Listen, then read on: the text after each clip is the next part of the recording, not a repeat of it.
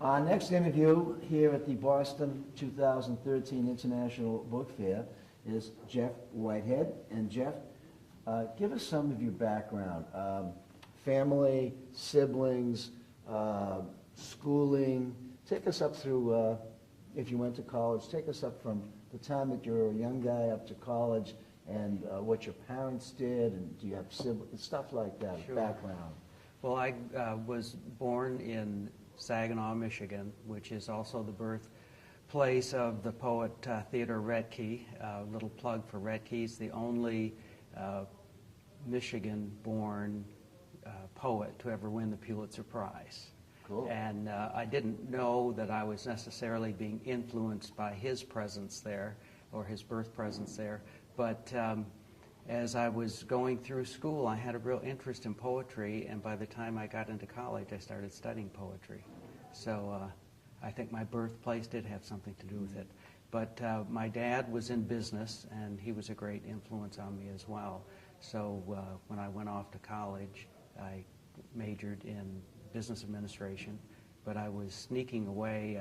My advisor knew I was doing this. He was in the business department, but I was sneaking away to the English department every chance I got and became acquainted there and started taking a lot of creative writing classes. So by the time I graduated with my degree in business, I could have about had a second major from the English department. Siblings, my sister, who passed away with breast cancer, but she was a real instrumental for me. She was always much more academic than I was. She would take the hard classes, the Latin and the chemistry and so forth, and did well. And coincidentally, in her 9th grade English class, who did she have for an instructor but Theodore Retke's sister, June Retke. And my sister would come home from school always bringing A's home, of course, on the report card. But she would come home and study and complain about this horrifically tough teacher she had in English, and that she made us read and memorize her brother's poems and how awful that was. Well, when you're forced to do something, it's different than when you want to do something. That's right, but I think that little seed was planted. But my dad influenced me a great deal. I loved watching him go off to work, and I'd literally go with him on Saturdays to work. He would always make his business welcoming to me, and he did several different businesses. The main occupation that he had was owning an office furniture and office supply business. And when I finished graduate school, which did get me that English degree in creative writing that I was hoping to get, there were no teaching jobs available that I thought I would go off after. So he offered to let me come into his business, and I had about 10 or 12 years of good practical business experience, running 2 stores with 50 employees and doing that kind of work. But going through my graduate years, and I went to Central Michigan University in Mount Pleasant. My senior year, there was a senior seminar. There were 6, maybe 8 students in the class. And up until that point, I didn't know a rare book or a first edition. It just didn't, just wasn't part of my act. And our professor, Jack Hepler, invited us all to come to his house for the last class. And he said that he and his wife wanted to have a tea for us. And we showed up and started roaming around the house, and he had not a large study, but his study was floor-to-ceiling bookshelves. And he had beautiful volumes of Shakespeare, Hawthorne, Emerson. And I found I was just sitting in that room all by myself. The other people were out roaming around the rest of the house. And I just sat in there and looked at those books. And finally he came in and said, "Jett, what are you doing in here by yourself?" I said, "I can't walk out of this room. I'm in love with this room." And he smiled and shook his head as you are, and he said, "Well, this is the end of the semester, but we seem to get along, and it's not going to be the end of our friendship. Let's get together in a couple weeks, have lunch, and talk about book collecting." And he became my mentor, and after doing that for a few months, he suggested that I pick a topic, a subject, an author, focus, be narrow about it, and start collecting. So I thought, well, it's got to be the subject is poetry, and my favorite author is Robert Frost. So I started buying Robert Frost books, and over the years met lots of book dealers who helped me build a collection. And it was more or less, I think, the calling was from the book world was calling to me, because there was no one that I found anyway that was dealing only in poetry. There were a lot of dealers who had a little bit, but there wasn't one consistent, steady source for poetry. And so in the mid-'80s, I started buying books other than Robert Frost, building up an inventory. And in January of 1991, before the internet, and I was a faithful subscriber to the A.B. Bookman's Weekly. Oh, me too. And I plunked down whatever the fee was to get a full-page ad. I put my little name on the top, and I ran some ads. And it was actually done as almost as a. My wife has been very supportive of me in all ways, but especially in the book world. But she suggested one day, what if the reason that no other book dealers specialize in poetry is because nobody really cares? A good start. Yes. So I thought, all right, we'll just see what's going to happen. So we took out a full-page ad, and I know you're so well familiar with what the A.B. Bookman's was, and full-page ad. I waited for the day that it started, and the phone started ringing about 10 o'clock in the morning.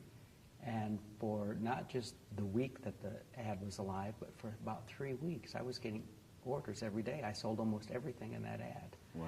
And I would answer the phone, and people would ask for this and that, and it was, oh, add you to my mailing list. Oh, well, of course I will. And a catalog? Oh, sure, I'll send you a catalog. I hung up the phone. Well, Shelley, I guess we're going to do a catalog. It's not a mailing list. Right. And then, so a couple of months later, I put together another list and made it 2 full pages, and then made it 3 full pages. And then Jake, who was operating the magazine, the editor and publisher, I think he was kind of intrigued by the idea that somebody was doing all of this with poetry. So he started talking to me about, hey, let's do an article on you. And one thing led to another. And it turned out really good. In fact, I actually have one of my own personal poems, not that I asked him to do this, it was his idea, but was printed on the cover of the A.B. Bookman. Oh, that's great. Yeah, and he said that only happened one other time in the history of the magazine, and it was an Allen Ginsberg poem. Yeah, that's a while ago. Yeah, that was a long while ago. Right. But Wow. so that's a little bit of my background. Okay, so you graduated from Central Michigan, and you decide to go into sell poetry. Where are you now? Are you still in Michigan? We're still in Michigan. We're living in Bay City. And as you know, Michael, you can really live anywhere in this trade. And we love Bay City. It's a great it's a great area. place to live, and it's a great place to travel from. Convenient airport. I-75 runs right through Right town. through it, yeah. So it's a good place. And we love the winter. We're both avid downhill skiers. In another month, if you're looking for me, we'll be at Boyne Highlands. Well, good. It's nice that some booksellers like to do something other than buy and sell books. Oh, well, that's right. You gotta diversify. That's a right. little You got to bit. have a life. Oh, yeah, or the semblance thereof. So you've been in business on your own for how many years now? Well, I started in 1991. Okay, so this is your 12th year in the business? Well, no, 20 it would years. be 20. 20. 20 years, wow. You're almost a lifer. How are you on the internet? Do you have a presence? Was it easy for you to convert? Did you have problems? Is it a way of selling stuff? Tell me what your internet experience has been. Well, I certainly wasn't the first book dealer to belly up to the bar and say, well, let's jump and run with this, but I wasn't the last one to do it either. Fortunately, a good friend of mine who's not involved in the book business at all, but he was an early on computer guy. He got a degree from Michigan State University back in the mid-'60s in computer science. Wow, that's early. Yeah, very early. So he would come into our home and see me sitting behind my desk plunking on my electric typewriter and saying, there's a better way for you to do this. So he sort of took me by the hand and understood me as a person and what my limitations were, and set up a book program for me. And then I started first with listing books on the ABAA, and that was when it was still run by a husband and wife up in Canada. Right. And then kind of followed the transition of going into different listing services. I think at one point I might have been listing on about a half a dozen services.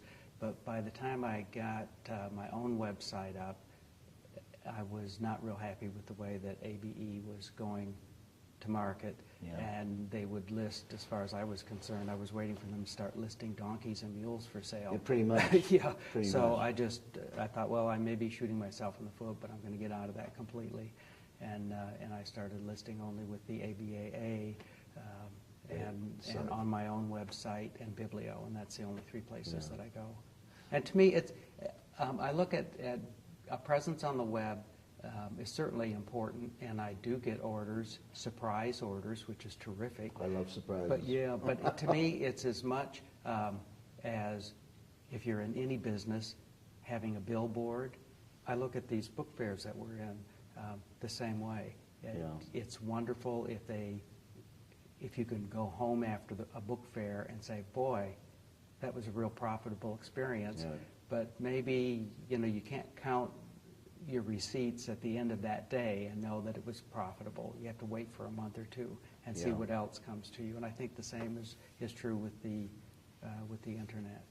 Lou Weinstein once said to me that when he does a book fair, that he doesn't look at anything that has nothing on the spine. He only looks at those things that he can tell as he's walking through, whether or not. He also said that Interesting. His way of looking at a book fair is that he adds up what he spends with what he sells, and that's a figure that is either good or not good. But that was Lou's system then. Yes. But as far as the internet is concerned, the Reese Company, Bill told me that his formula is pretty simple. He has 3 rules on the internet. Either you have the best copy, the cheapest copy, or the only copy. And very true. That is very true. If you don't, then you have very little chance of selling that what That's it right. is. That's right. So you, like me, are not a computer person. You're a bookseller who uses a computer. Right. Pretty much. Right. Is your wife involved in any way with the business? She is the executive vice president of my travel department. Oh. She does all of our bookings and make sure that we stay in nice inns and have nice restaurants. And A useful purpose. once we get to our location, she makes sure that I do get up, and then her byline is "See you at cocktails." Yes, most of the all. See you cocktails. I'm going on Newbury Street. Right, What's that's the exactly check? right. But she's very supportive. But no, she wants really she has no interest in wanting to be in the book business. But she loves the social end of it. The social end of it is she great. knows so many of our colleagues and knows them well. So, do you have any plans of moving out of Michigan? No. Your Bay City is where it's going to be. Yeah, Bay City is it. Shelley and I have lived in the same home since 1977. Oh, that's and great. and it fortunately has lots of square footage in it, so I won't run out of room for books. Well, that's good to know. There's so much poetry in the world. There's an awful lot of bad poetry. Oh, there sure is. God, There bad sure poetry. is. If you were entering the book trade today, could you do it, or would you do it? Boy, now we're talking religion. Yeah, pretty much. Yeah.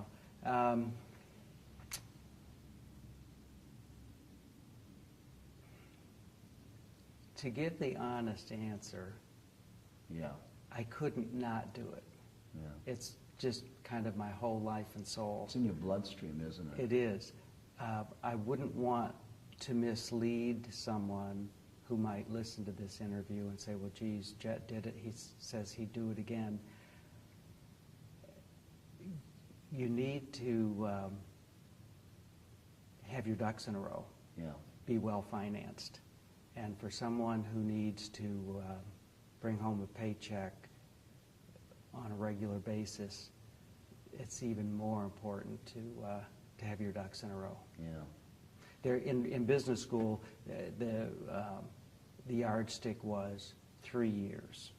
That if you want to open up a new business, be well-funded enough that you, as an owner of the business, take nothing out of the business for the first 3 years. And after the first 3 years, then you can start taking a little bit out. Not an executive salary, but a little bit out.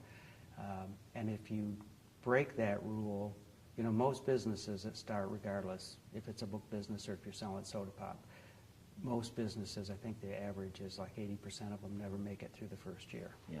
But if you stick to that after the third year, chances are pretty good that you're going to have a successful, long-lived operation. In the book business, from my experience, it's more like 5 years. Well, that's my professor in economics used to say that the first 5 years of business is the most difficult. Right.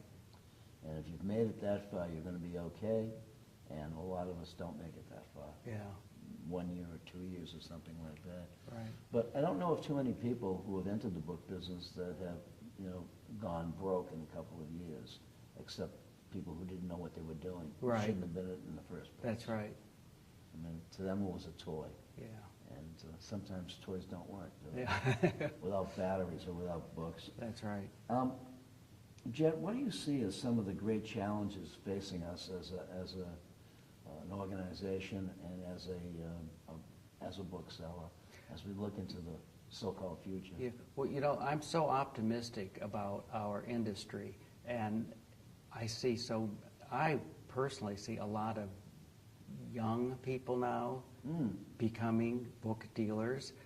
I've had in my booth, just as an example this weekend, I've had collectors, young collectors. I had a sophomore in high school come in that didn't even know the book fair was going on, but she has this keen interest in Sylvia Plath. She said, I saw a Twitter post that you made that Sylvia Plath and Ted Hughes were in your booth. I came to find out what it's all about. So I, you know, a good trick to have them both in your booth. Yeah, well, and they are. They're on the same shelf even. That's where they belong. on the same shelf. But no, I'm very optimistic in, and I haven't asked Susan Bennett what our exact numbers are right now as far as membership in the ABAA, but I have a feeling, having been on the Board of Governors up until a year ago, that our numbers are about as high in membership as they've ever been. Well, at one point in our membership, we had almost 550 members. I don't think we have... I think now we're closer to 350 or 375. Yeah. But at the heyday of our trade, there were almost 550 members. But, you know, I spend a lot of time with Jay Platt, who's Yeah. been a member of our organization for many years, and he runs a beautiful bookstore in Ann Arbor, the West Side Bookshop. Right. And because Jay was the first one who invited me to be in a book fair right after I started. He manages the Ann Arbor Book Fair. Right. We've just been good friends and good colleagues, and our wives get along well. And so Jay and I have shared a lot of conversations and battered things around. And he would tell me about doing ABAA fairs in New York City where they would have it at a hotel, and the dealers would sit there and look at each other waiting for somebody to come in. And there was a fair once held in the lobby of the World Trade Center. And he said, we actually were going out in the street trying to bring people in to just look at the stuff we have. So, you know, I hear those stories and I'm thinking, now, that's not exactly the heyday and the golden years that some of our colleagues think back to. Well, I remember still vividly the first book fair ever, which was in New York. I think it was 1949, and it was at Carnegie Hall. It was Monday through Saturday, Wow. 9 to 9. Oh, my goodness. Well, nobody had ever done a book fair before. Nobody knew what to do. And they said, well, let's see what it... Imagine, those was... Wow. These people really had some strike. These were 6 days, 12 hours a day. Oh, my God. Thank God we don't have to go back to those things again. But that's how it all started, and from there it's evolved into what it is today. Mm-hmm. You know, New York Book Fair is probably the great book fair in America, if not the world. Yeah. When you see what gets sold and who the exhibitors are, it's, you know, it's It's an international book fair, Yeah, truly. that's right. It is. Thinking more of book fairs, a little anecdote to share with you. When and thinking back to your comment about what Bill Reese says about the importance of having the cheapest or the most, and when Jay Platt had encouraged me, and Tom Nicely also, who was Tom's a Jay's, good guy. and he was Jay's partner in the book fair in Ann Arbor for the first few years, and they encouraged me to come down and have a booth, and so I did, and I had a lot of fun, and then I got home and got a phone call from another ABAA dealer. She's not active in the trade now, but she called and said, "Well, Jett, how did your book fair go?" I said, "Well, you know, Louise, I bought more than I sold. I spent more than I made." And she interrupted me and said, "Boy, you caught on real quick." Typical book fair. Yeah. Typical is right. But I've been doing them ever since, so I guess. How many do you do a year? On Right, the average? yeah, about 4. I ramped it up several years ago to do 6 or 7 a year, and that was just too much. For poetry, you really need, as a realtor, say location, location, location. Yeah, yeah. There's a lot of areas in the country that just aren't good. There was a small regional one-day fair in Amherst, Massachusetts, that I would have personally funded if they would have kept it going. It was fantastic. Yeah. Every other person in Amherst is a poet or connected to To a poetry. poet. And my booth was packed. Yeah. But the woman who was running that fair after the second or third year just bailed out. She said, "Jett, you're the only dealer that's doing anything here." Yeah. So, but it's all location. Yeah. So. Do you find that the people who would have who go to Amherst are coming to Boston to see what you have? You know, I do have people from Amherst on my mailing list, and I do send them cards. I haven't seen one yet this weekend. Really? Yeah. Well, you know, I sent out about 35 to 40 free passes, and so far, I've only 2 of the people who I sent passes to have stopped by and said thank you. I don't know what happened to the other people. Right. Oh, we'll see you at the fair. Thank you for blah blah blah blah blah. Yeah, it's a lot of talk. Yeah. Still, I think that if you don't have people in the fair, how are you going to make any sales except to each other? That's right. That's right. Well, I send out, I'm a real believer in promotion. I send out over 100 postcards, I think about 125 postcards, and then the free admissions I reordered, and at least 50 to maybe 50, 60 of those I sent out, and I've had maybe half a dozen of those people come in. Yeah, well, you just don't know. A couple of, you know, you're sending this stuff out a month in advance, so, you know, people sometimes, their plans change. Yeah. But, you know, to go to a book fair is a wonderful experience, as I've taught the students out the Colorado Book Seminar, that to see all that wonderful stuff. Oh, it's fantastic. To talk to dealers, to experience the excitement of holding something in your hand that you may have never been able to afford. That's right. But here it is. That's It's right. there. And to have it all under one roof, and for 3 Yeah. days, it's terrific. And, you know, for $15, I mean, come on, it's the best deal in town. It costs you more than that to go to the movies. And That's it's only right. An hour and a half or something. Right, or you spend more than that to get into a museum, which I love going to museums, but the curators generally don't want you picking things up and handling them. That's true. And if you go to a book fair, as long as you're careful and express a real interest, just about anything that's at a book fair is for you to pick up and handle and look at. And look, yeah, absolutely, So- because this is where the excitement is going to begin someplace. That's right. And maybe it's like the person who came in to see Sylvia Plath, because she would have been decomposed by now.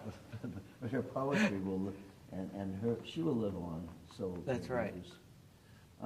Before we finish off, just what do you think about this whole business with catalogs, book fairs, internet? What percentage of your business do you feel falls into any of those 3 categories?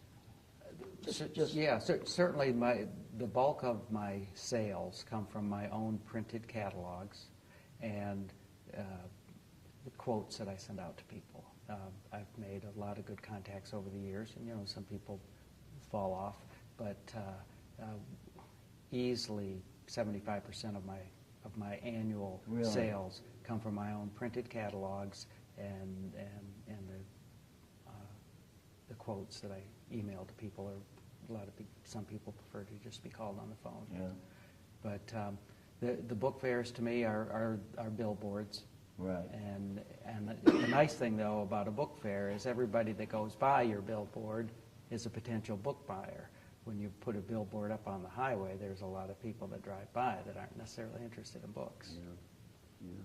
But I've been participating in almost every RBMS. Oh, okay. And a lot of my business is made up with institutions. And at the last RBMS, there was a question and answer period for about an hour at the end of the day, and they had the librarians and some of our members ran a panel. Yeah. And one of the questions that they talked about, and really the one that almost got heated, was how should you send catalogs? Should they be printed on paper or should they be electronic?